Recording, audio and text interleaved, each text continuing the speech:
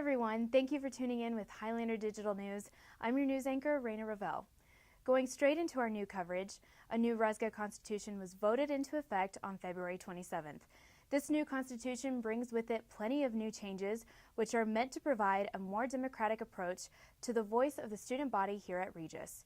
Though some students feel intimidated by the idea of getting involved in student government, the new Constitution hopes to make the channel of communication from the student body to the administration much smoother. In the past, a president and vice president have been the two most powerful positions on RESGA. However, the new Constitution written by current President John Casillas and Vice President Nick Stofa not only abolishes the vice president position, but divides its current power into 4 different roles: the vice president of clubs and organizations, the vice president of social justice and diversity, the vice president of involvement, and the vice president of programming. Though the elimination of the vice president position is the most notable change, the new Constitution contains many more updates that reach beyond than the legislative branch. More specifically, one of the branches itself will be eliminated from RESGA's duties.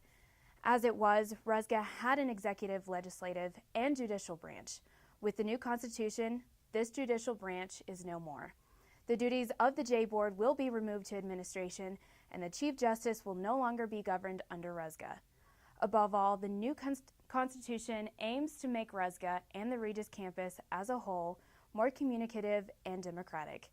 It will be up for recount on March 20th, but it stands in effect as of now. The Constitution, as well as those who worked to write it, hope to create and develop new relationships between the students, both on and off campus, and the administration. This week's Human of Regis was Nick Stofa. Stofa is a senior here at Regis and the current Regis University Student Government Vice President. When asked why he got involved in student government, Stofa knew that he wanted to be involved right from the beginning. He says, "When I came in, I knew I wanted to be in student government. I saw the student body president come up at orientation at Mile High and address the families and all the prospective students. I remember there are 2 types of students: students who come to Regis and go to class and go home, and there are students who go to Regis, go to class, and they go home, sure, but in between there are in clubs, they are in sports, and they are in student government. They are in all different facets in the school. I remember thinking to myself, dang, that's what I want to be doing." Students for Education Reform, also known as SFER, is a group whose main focus is to work towards educational justice. According to their website, studentsforedreform.org, SFER believes that public schools have the power to transform lives and whole communities, especially when recent K-12 graduates are at the table. One freshman, Jake Williams, is one of the many students spearheading the effort to bring SFER to Regis. His involvement with SFER came about earlier this year. One of my friends, a sophomore here at Regis, Regis, was involved over the summer as a digital organizer. I think that the public education system is abysmal in a lot of senses as someone who came from the public education system. The structure is antiquated. It hasn't been reformed since its inception. The schedule is based off of the Christian religion and the harvest. As a student with a learning disability coming from the public education system, I've seen the problems that can present those that it was not created for or with. Essentially, this organization makes it their goal to get young adults and students involved in the legislation that affects their education. They do this through campaigns that focus on a wide range of issues, from underprivileged students to the certification of police officers in public schools. By surveying members of these groups and presenting their results to school boards across the country, SFER ensures that all members of the community have a voice in their district's educational decisions. As for students like Williams, hopes are high that a new chapter of SFER will inspire and encourage students to get involved in their own learning process. On campus, SFER will hopefully energize students' passions for education and give students opportunities to learn outside of the classroom by being involved with local government. To read more about SFER's efforts, please visit ruhighlander.org. Now over to Angela Regalia at the Field House with a couple of members from our Regis basketball team. Thank you, Rain. I'm back here with the best backcourt in the RMAC conference with the sophomore, soon-to-be junior Christian Little and the junior, soon-to-be senior Jarrett Broadbeck. First question, boys, as being a basketball player, you know, you got a lot of time with practice, a lot of time with games. How do you handle the pressure of being a student athlete also? I think the first thing is just time management, knowing what you have to do. You got practice, you got homework, just being level-headed and make sure you get that done. So I think that's the biggest thing. Yeah, I would definitely say the time management is definitely a big portion. But once you do it, like this is my second year doing it, you kind of get accustomed to the timing and everything like that. You know how much time you're going to have after practice, how much energy you're going to have, and then just knowing that ahead of time kind of lets you know what you need to do, like at certain times. Like, do you need to do something before you go to practice or after practice and stuff like that. So Definitely. And you guys had really good success this year. Y'all won the RMAC conference. Y'all made it to the NCAA tournament, had your first win. Y'all had the highest seed in the RMAC conference since the 1970s. So how do you guys – are you guys happy with what you've done, or you guys think there's a little bit left more for you guys to accomplish? I mean, I'm going to be happy. One of our goals was winning an RMAC championship, so we got that done. You got to be happy with that for how much work we put in. And the RMAC's a good conference, a lot of good teams. So to come out with that, that's awesome. But, we definitely felt like in the last game, the NCAA tournament, could have won the game. It was back and forth. It was a great game, one of the best games I've ever played in. I definitely feel like all of us think like we could have gone farther, but as a year as a whole, I think we did pretty well. So. yeah, definitely the RMAC championship we wrote on the board in August, got it done, got it accomplished. So that was definitely something to be proud of. But we knew we could have gone farther than the NCAA tournament.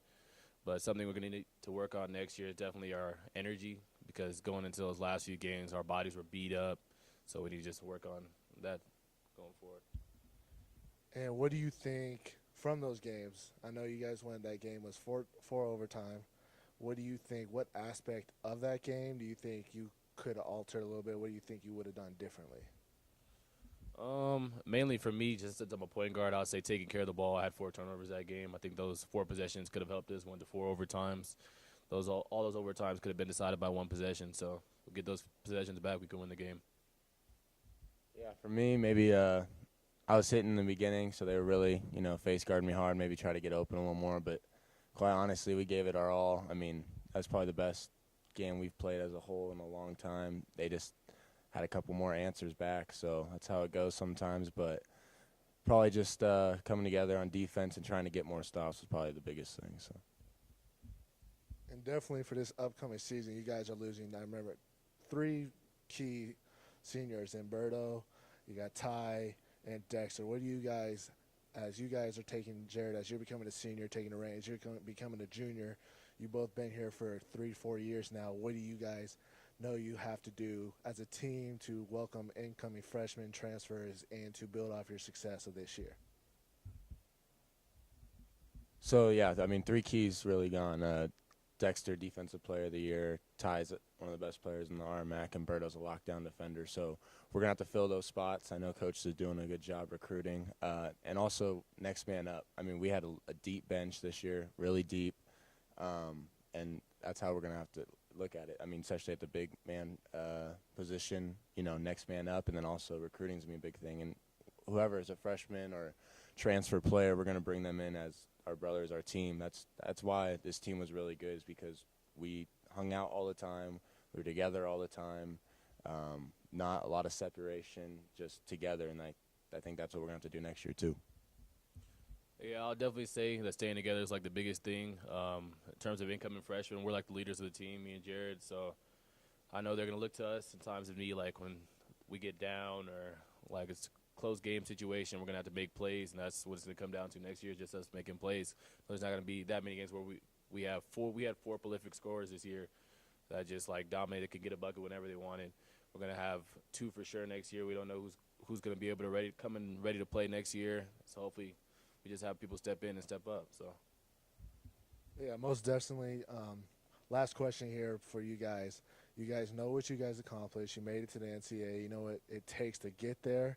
What do you guys have as personal goals and as team goals, and what are you working on in the offseason to advance farther in the playoffs? goal every year again, win the RMAC championship. We didn't win the regular season one. We came in as a 2 seed, so maybe get a home advantage for the RMAC tournament. I think that would be a good goal. Win it, win the RMAC tournament, and then make another deep run the NCAA tournament. I mean, that's what you have to get the chance to go. So make a berth and try to make a run for it. So that, I think, and then we all have individual goals. So I'm not going to say mine here, but, you know, just you should have something to strive for, get better at, and that's what we're going to do in the off season. Yeah, definitely the RMAC championship. We want to go back-to-back, repeat there, get the regular season too. And I definitely want to make it to the Final Four next year in the NCAA tournament. So I know I have to improve. One thing, weakness in my game definitely right now is my shot. So it's like a big thing that I want to improve on so I can become more versatile and more of a threat on offense and help my team.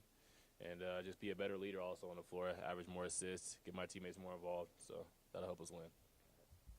Thank you, boys, very much. Good luck to next year. I know you guys had a good year. Bring home some more hardware. All right, thank you. Back to you, Raina. Thank you, Angelo. We look forward to supporting our Regis Rangers in the coming year. As for now, thank you for tuning in. We will see you next time.